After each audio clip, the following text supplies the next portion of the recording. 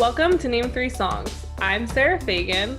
And I'm Jenna Million, and this is the podcast where we take the piss and debunk music fan stereotypes because, let's be honest, fangirls knew about that band way before you did. And this is Music Meltdown, where we talk about our personal stories as fangirls and some hot takes on hot topics. So Jenna, what is our hot topic today? So today I'm really excited to be telling you all about some Australian artists. And I think if you've listened so far, you've probably picked up on the fact that me and Sarah both love British artists.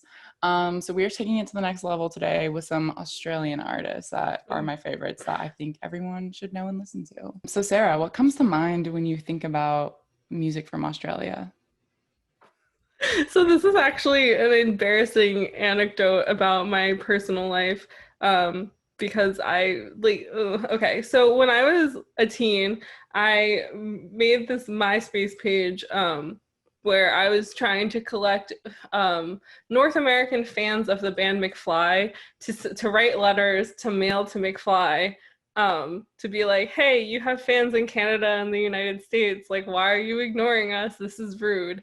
So I've always been dedicated to the craft. But through that MySpace page, like, bands used to add us because, like, that's how MySpace worked. And this Australian band called Short Stack added us on MySpace, and they messaged me, and they were just like, we love, like, this dedication, whatever, like, do you have a personal MySpace, because we'd like to talk to you.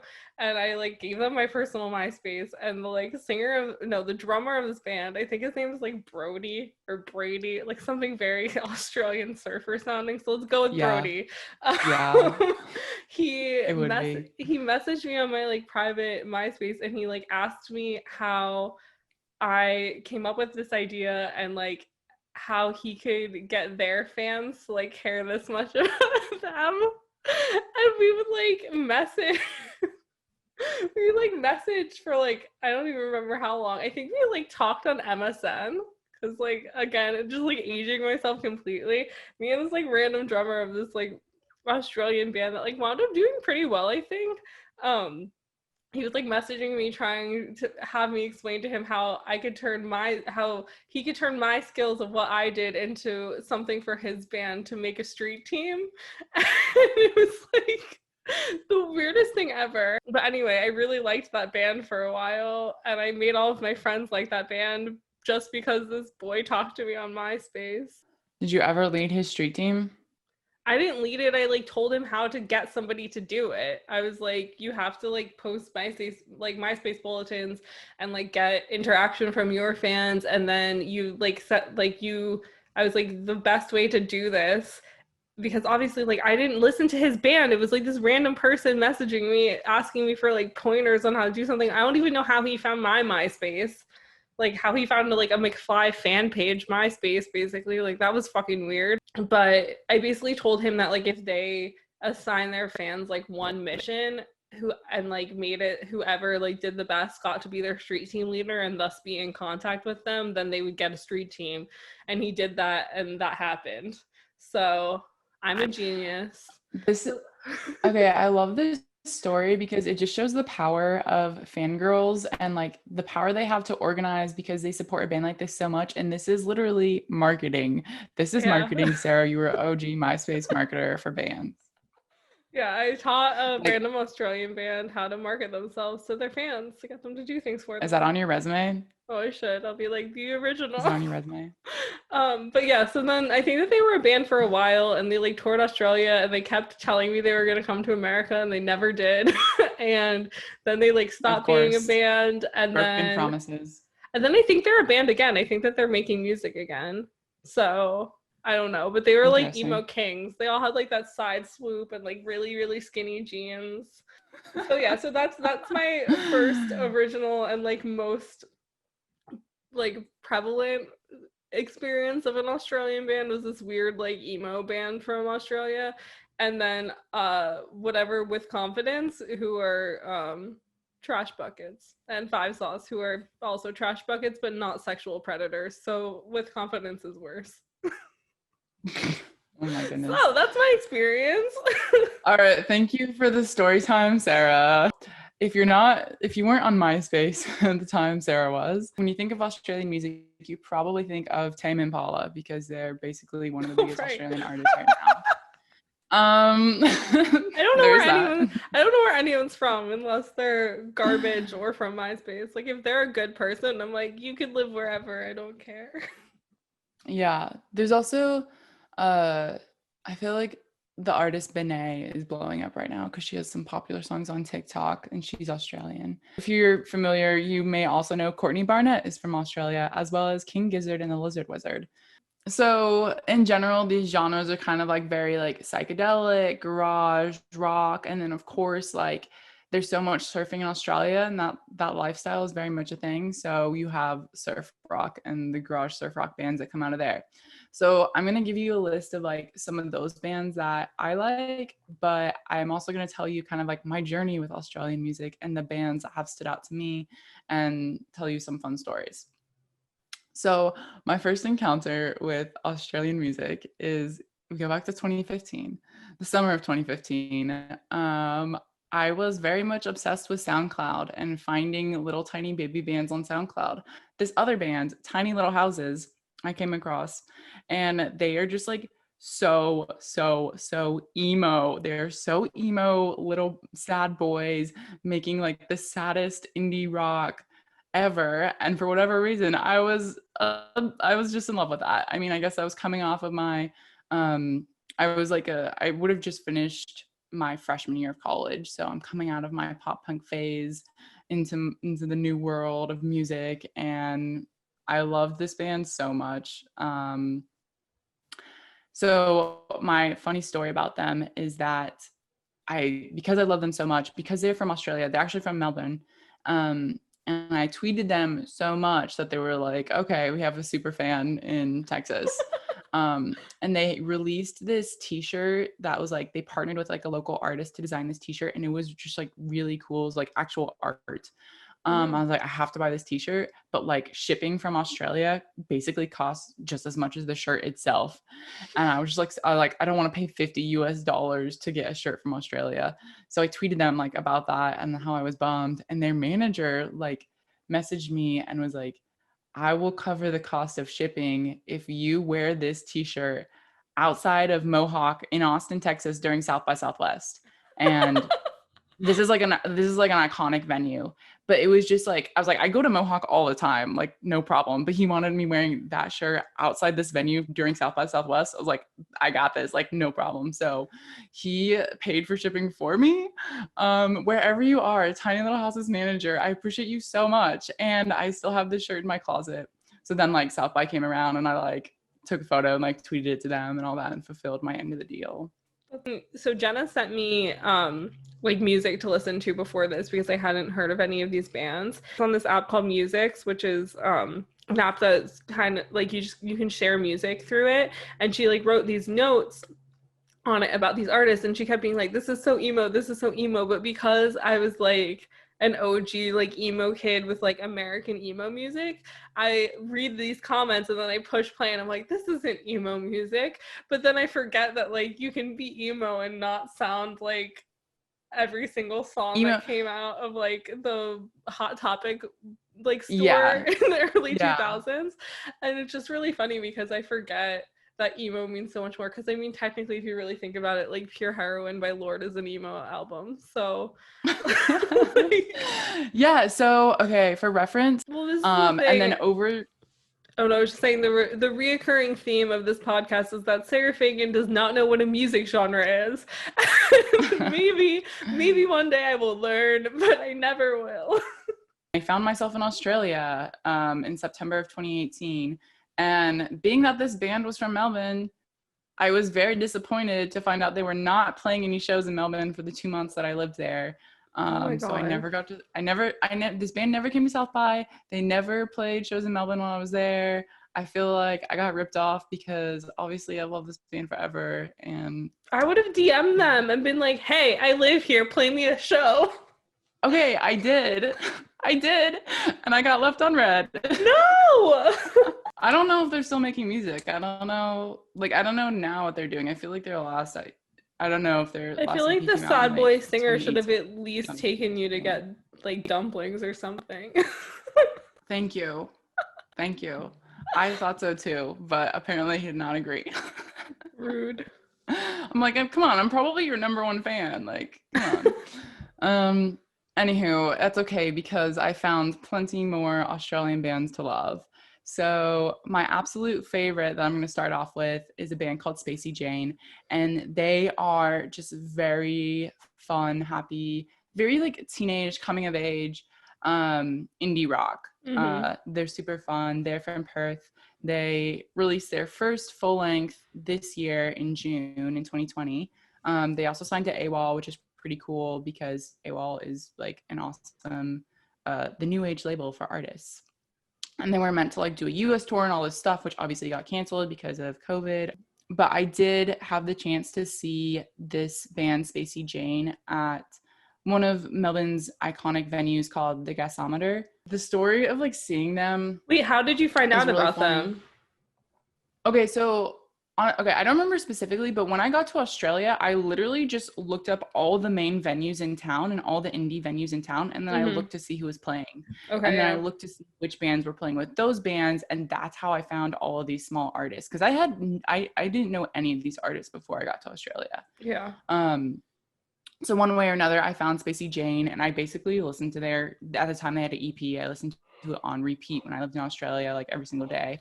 Mm-hmm. And so then, since they're from Perth, I saw like they were touring in Melbourne, and I like dragged my friend with me. And it's funny because there was like so it was like a 3 band bill, and like the first band that was opening was like, I think it was a Melbourne artist, and I really wanted to see them also, but like there was like an hour between each of the sets, or there was like a very long period of time where Mm-hmm. it was like this is like a really tiny show. It's not like a big like proper like concert hall or anything, and it was just like, why do I like it? This is a pub, and like I don't want to be here for this long. And then like me and my friend both went early to see this band, and we got there and there was like 2 people there, and so then we felt really awkward, and it was so loud, like it was just like piercing our eardrums. And I think we were tired, we might have been hungover. We just like went down to the pub and ate like a fried chicken sandwich, which we were both like really disappointed in. And then like waited hours because we were like, we don't want to walk all the way back to like where my friend was living and then walk all the way back again because it was like a half-hour walk. Mm-hmm. Stayed there, and finally like Spacey Jane played, and then like more people showed up, so it was chill. But we were both exhausted at that point, so we stayed for like 5 songs and then left. Anyways, Sarah, did you have any thoughts about this band? I really liked them. It genuinely felt like I was maybe in the Australian version of Perks of Being a Wallflower while I was listening to it. I was like, wow, my friends and I are in a car sticking our heads out the window screaming. Yeah, they're so cute. They like, it's the dude has like really interesting vocals. I Mm-hmm. always like the way I've described it before is that his vocals are very like sticky and sweet like raw honey. Yeah, that's very lovely.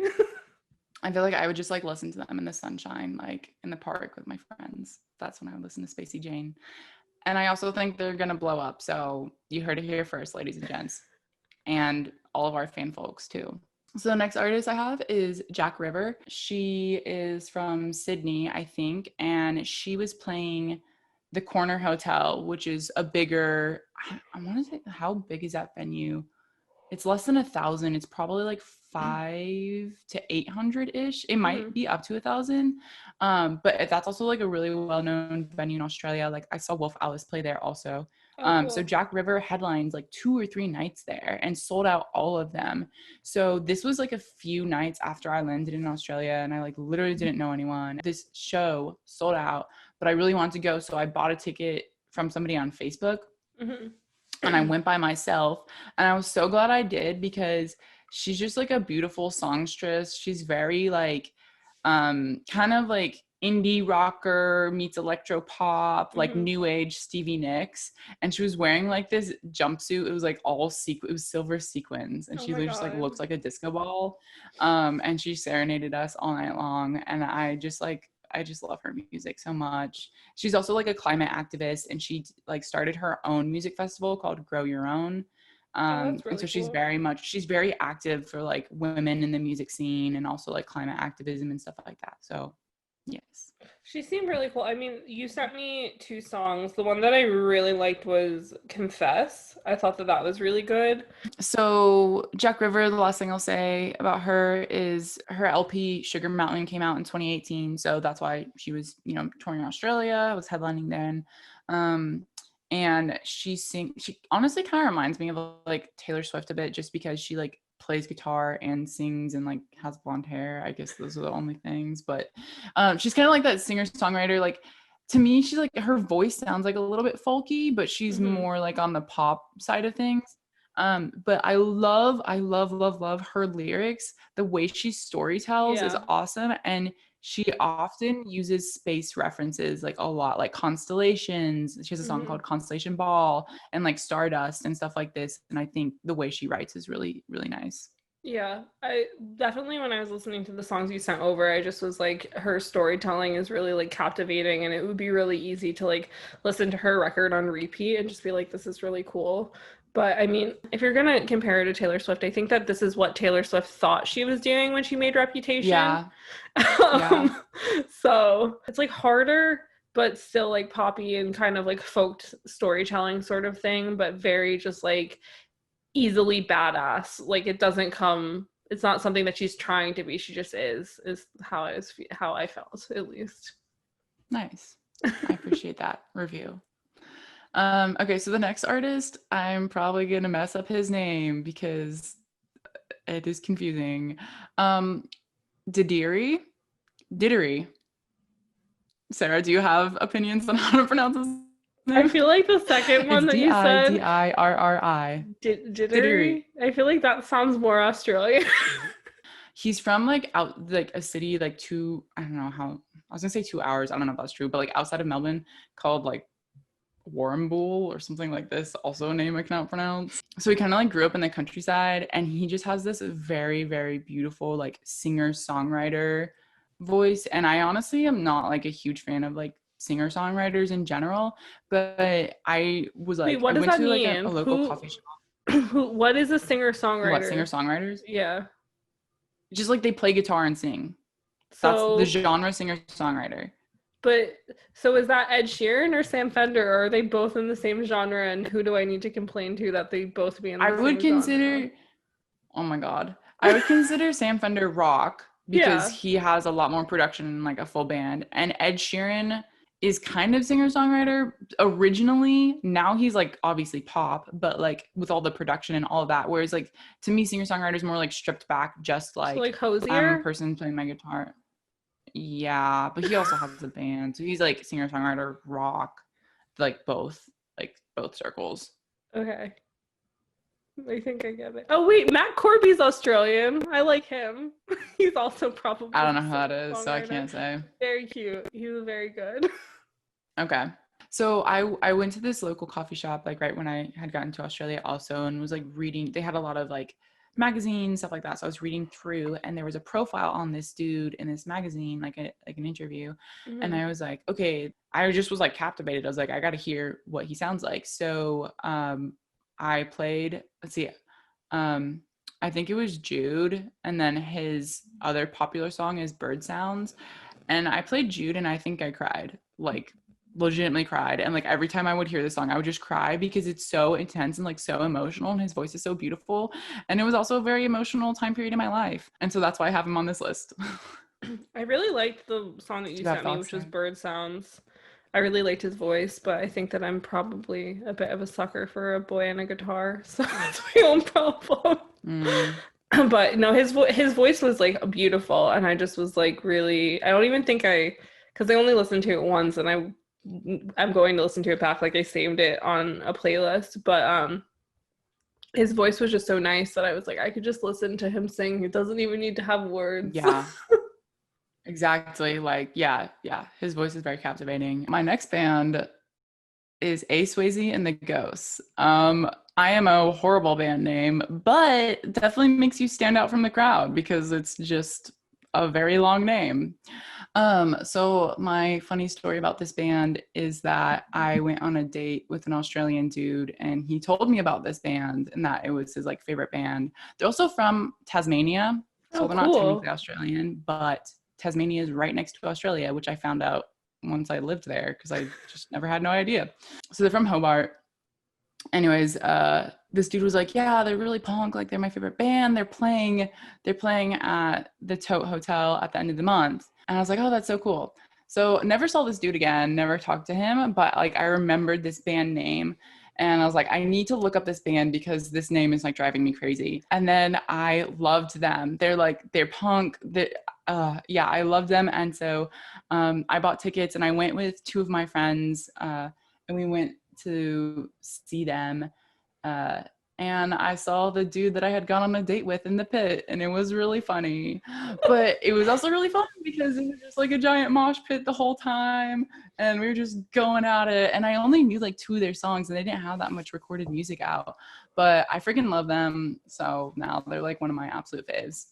I just love the juxtaposition of the two songs you sent me, which is that one was like 12 minutes long and the other was like 3. And I was just like, Yeah. what? Like, what are they doing? Like, A what's going classic on punk here? band. You I got your short, know. punchy songs, and then you got your like long, what the heck is happening songs. It's so funny. It's just like it's really amusing when like an archetype that has gotten bands like very mixed reviews in media and stuff is something that like sticks with like punk bands forever, where it's like, oh, fuck the establishment. And it's like, okay, but the way you're fucking the establishment by continuing to make 10-minute songs is like like agreeing with the establishment because you're just giving them what they expect. Like, I just want a punk band to like mix it up and just have a whole album of like 1.5 minute songs just to fuck with Oh someone. my goodness.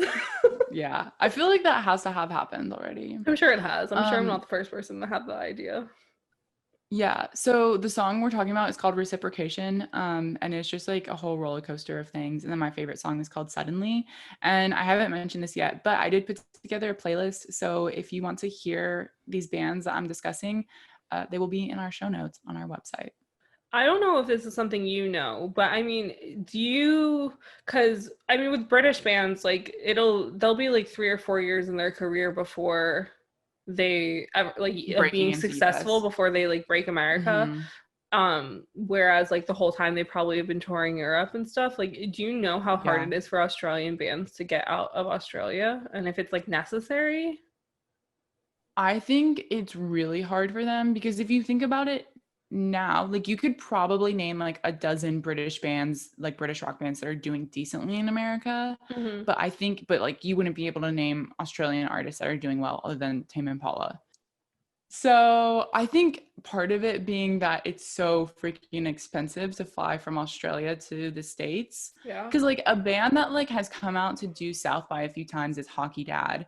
But Hmm. like you don't hear them on like Alt Nation, or maybe you do, but like they don't really tour. So I just remembered that I actually do have another Australian band that I really like, and it's a girl band. They're called Body Type, and I heard them. I went to like a DIY showcase in New York City at like I think it was like Ludlow Hotel. It was like a really small venue. My friends in this band called One Young, who are from Ireland but like based in London, were playing, and this band Body Type was also on the showcase, and like they were so good. And I can't believe I forgot about them. So I always find it interesting when bands from Australia come over to America and they play like itsy bitsy showcases like that. Because I'm like, it costs Yeah, you so much money to get here. Like, I'm just yeah. shocked that they, I mean, I guess it makes sense to play the tiny showcases, but I'm always just shocked that they didn't try and like open like do because I know a lot of shows in New York will have bands come and they'll be a touring party of two bands, and then every city it'll be like a new opener from like in that city. And so I'm always surprised that these Mhm. bands who come over to do these showcases or whatever to try and whether it be to try and get like a US label or whatever the case may be, that they don't try and hop on, or maybe they do try and they just don't get it. But I always am like, this band's so good. I don't know why they're not like opening for somebody who's gonna get them more attention. I feel like because they'll do, I mean, because English bands do the same thing where they play like New York, LA, and then like some cities in between, but they like Yeah. don't do a full tour. And so I think there actually have been a good amount of like the smaller punk bands, that because there's been a lot that come for South by and then do stuff like that, and like the band you name is one of them as well. But I think as far as like actually breaking the American scene, like I think that's much harder. Yeah. And I don't know, I can't really think of any of other bands that have really done that Yeah. recently.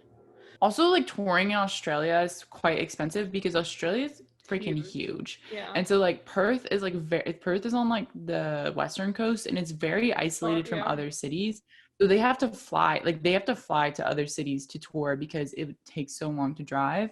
So I think it is a bit more expensive, whereas like obviously England, Europe, it's super easy to just like tour those places. Yeah. But at the same time, I think Australia has its own music scene, and like these artists like Jack River, these artists do really well within that scene. Yeah. So it's not to say like these Aussie artists can totally have commercial success within Australia and still not break the US market. Yeah. Well, I mean, that's common everywhere. I mean, obviously, like, there are artists from non-English speaking countries who are like huge celebrities in their countries and will probably never really break America. I've just always found it really interesting, like, how there will be artists who like cannot walk down the street alone in like London or like anywhere in England, and then they come to New York, and it's like it's that thing where, and I'm sure you've had this experience too, but it's like that thing where you have a band you really like and they're like this huge deal in another country, and then they come to America and they're like PR is sending out an email once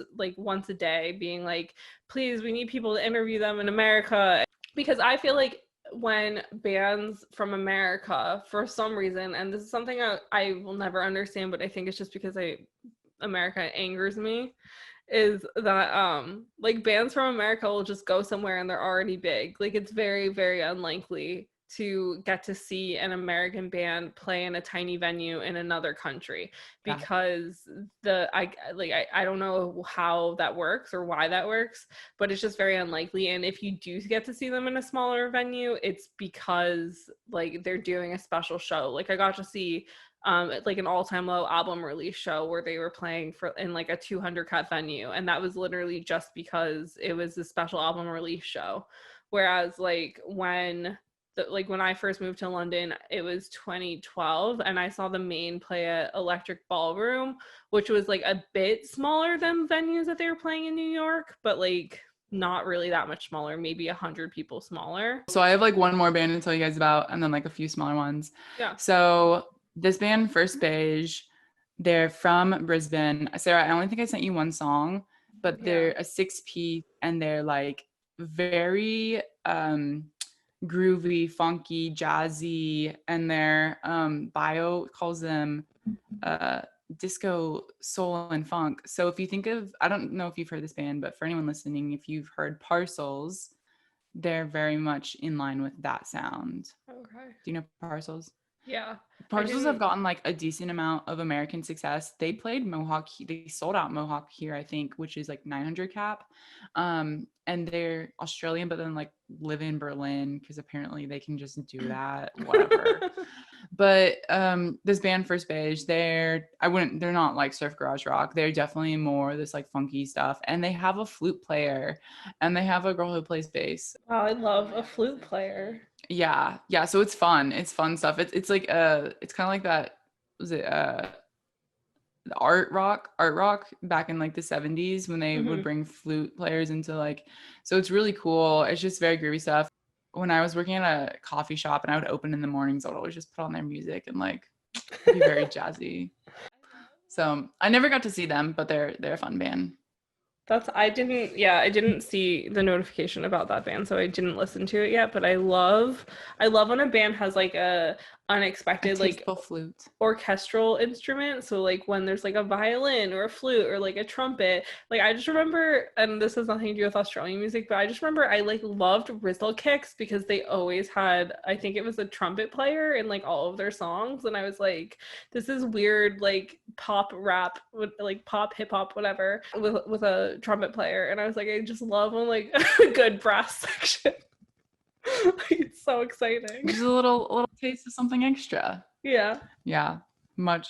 We love that. So after that, I'm just gonna run through a few bands that I feel like are worth mentioning because none of the bands I talked about today were garage rock or surf rock, with the exception of like A Swayze and the Ghosts being like punk garage. Mm-hmm. But like garage rock, surf rock is such a huge thing for Australian music. So one of the bigger artists that does this is called Skeggs. They have a song that's like get on my skateboard.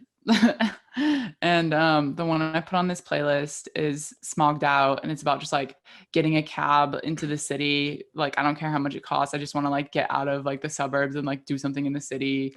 So very like casual, laid back, like slack rock vibes. And some others along the lines of that are like a band called The Chats, which they have a song that's really funny. It's called like I'm taking a smoko, or like I'm going for a smoko, and it's about like being on work and taking a smoke break, but they call it like smoko. It's very Australian. It's very funny. And then there's like a few more bands that I like are called White Blanks and Good Dogs, but like with two O's on the dogs. So it's like Good Doogs. I don't know. And there's also a band called Drunk Mums. Wow, love And that. their song on the playlist is called Urban Cowboy. Wow, everything about this is iconic. Yeah, truly. So naturally I had to include them. Honestly, I don't even know if some of these bands are making music anymore, like White Blanks. I don't think they've put out anything since like 2018. But I was in Australia in 2018 and I love them, so you should listen to them, basically I is what feel I'm like saying.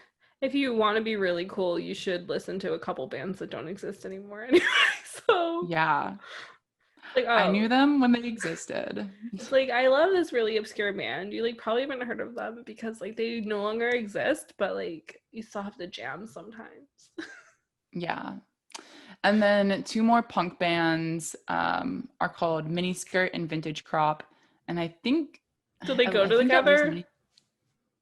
many. Sorry. No, they're two separate. No, but it sounds But like an outfit. they play a show together. Like, if you come to the show, you have to wear a miniskirt and a vintage crop. I'm just imagining like a tour poster. It's like mini skirt with opening act, vintage crop. Yeah, I would love that. That's amazing. So Vintage Crop has this song called American Living, and it's like, I just want to be, or like, I just want to live the American lifestyle. So it's really funny. And they're very punk and just like take the piss and like talk about politics and stuff like that. So anyways, all of these are on a playlist, on a Spotify playlist for you, which will be in the show notes to listen to more. I will say also the Australian scene, like on the note of them being like very, like having a really strong music scene, is that like Triple J is known basically internationally. I feel like everyone knows Triple J, and everyone knows Triple J for the covers that like they'll have artists on and like cover a different artist.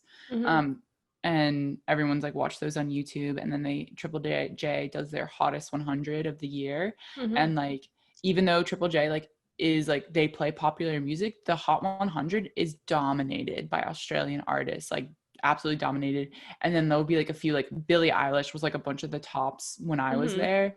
But I remember like I would go through that list also and see who was on the list and what other artists I could check out. Well, I think that just goes to show that like it doesn't like even though America tries to make everybody else think that like what is popular here should be popular everywhere else, it just proves even more that like a country can be self-sufficient even within like the Yeah. music bubble, that Yeah. like Australian bands that we've never heard of or Australian like solo artists can be like more popular than like Halsey and Taylor Swift or whatever in Australia because like the country's so big and they have their own stuff there. Yeah, I feel like definitely. Americans forget that a lot.